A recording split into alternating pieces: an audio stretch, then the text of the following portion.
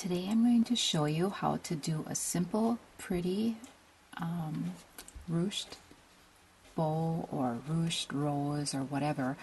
This is a really pretty decoration you could put on miniature dolls. And you can push it together and put it on the doll and squish it out and then put little rhinestones in there or pearls. There's the lighting a little bit better. And the way that you ruche silk ribbon is you take whatever size silk ribbon you want, you take the end and you cut it at an extreme peak like this. Then you take your fingernail and you wait until you get just the very, very tip like this. And once you have the tip, you simply pull that string and it wriggles all up there really nice.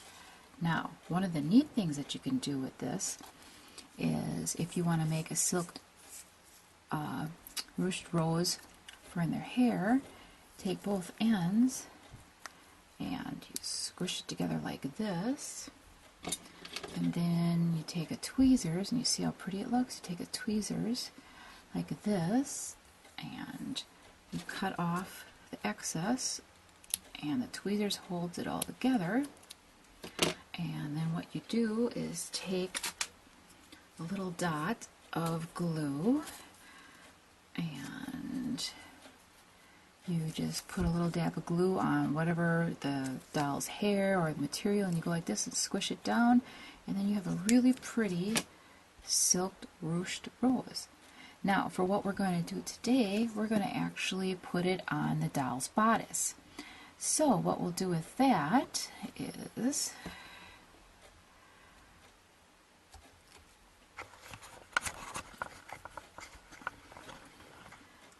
I've taken our doll, Andrina, and I put a basic halter top on her, as you can see, and I put a little vest bottom to be a little different, and then a belt.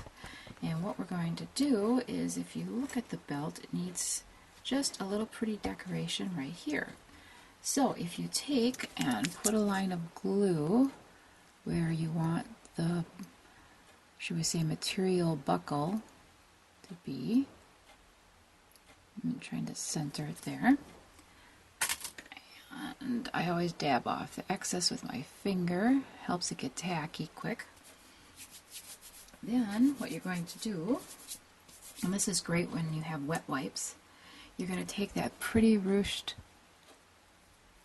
rose that we did earlier and put it right on that glue and squish it on.